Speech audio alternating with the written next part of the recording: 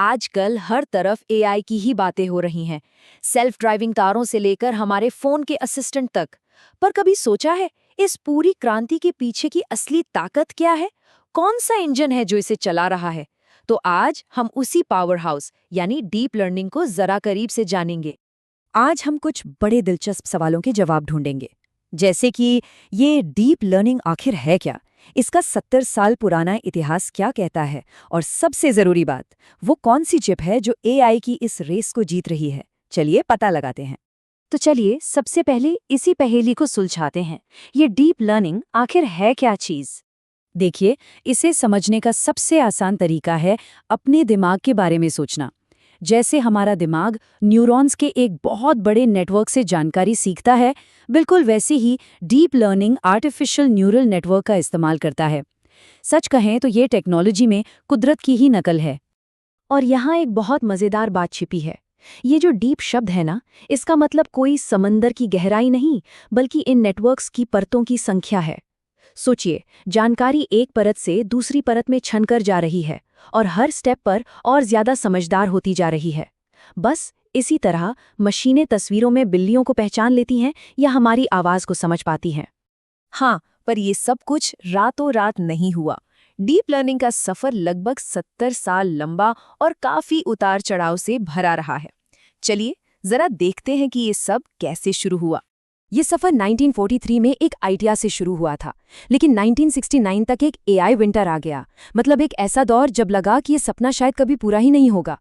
फिर 1986 में एक बड़ी कामयाबी मिली, बैक प्रोपगेशन।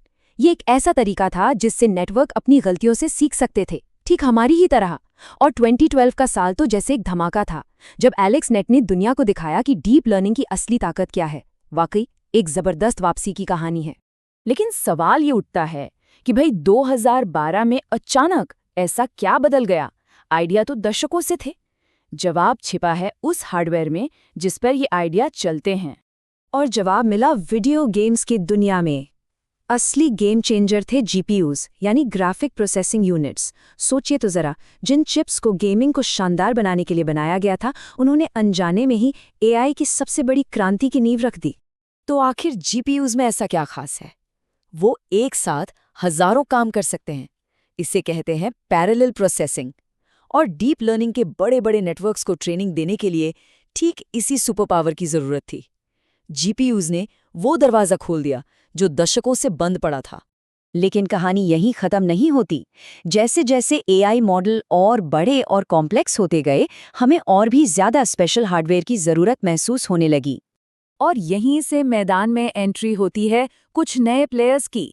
गूगल के टीपीयूज, जो खास तौर पर एआई के हिसाब किताब के लिए ही बने हैं। डीपीयूज, जो डेटा को बहुत तेजी से संभालने में माहिर हैं।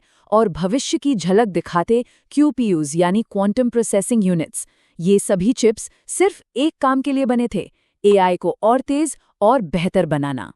अब सवाल ये था कि भाई इनमें से सबसे बेहतर कौन है? तो रिसर्चर्स ने एक बड़ा सीधा साधा टेस्ट किया। उन्होंने एक ही एआई कोड लिया और उसे इन सभी चिप्स पर चलाया, जीपीयू, टीपीयू, डीपीयू और क्यूपीयू पर भी। मकसद सिर्फ दो चीजें मापना था, रफ्तार और बिजली की खपत। तो नतीजे क्या रहे? चलिए देखते हैं कि स्पीड, पावर और ओवरऑल ट्रेड ऑफ के मामले में इन चिप्स ने कैसा परफॉर्म किया। और जब स्पीड के रिजल्ट्स आए तो वो सच में चौंकाने वाले थे। पुराने जीपीयू को जहां 300 सेकंड लगे, वहीं टीपीयू ने वही काम सिर्फ 150 सेकंड में कर दिया। मतलब सीधा आधा टाइम। लेकिन असली चैंपियन तो डीपीयू निकला, जिसने सिर्फ 75 सेकंड में बाजी मार ली। ये दिखाता है कि किसी खास काम के लिए बना हार्डवेयर क्या कमाल कर सकता है। पर रुकिए, रफ्तार ही सब कुछ नहीं है। जब बिजली की खपत की बात आई तो पूरी कहानी ही पलट गई। जैसा कि हम देख सकते हैं, जीपीयू सबसे ज्यादा बिजली खर्च करता है। लेकिन जरा क्यूपीयू को देखिए। ये भले ही अभी एक्सपेरिमेंटल स्टेज में है, पर यह अविश्वसनीय रूप से किफायती है, सबसे कम एनर्जी इस्तेमाल करता है। तो यहाँ हमें एक सीधा साधा ट्रेड ऑफ दिखता है। डीपीयू स्पीड का किंग है, लेकिन क्यूपीयू एनर्जी बचाने का चैंपियन है। इसका मतलब है कि सबसे तेज चिप हमेशा हर काम के लिए सबसे अच्छा ऑप्शन नहीं होता। और ये बिल्कुल साफ हो जाता है कि कोई भी चिप परफेक्ट नहीं है।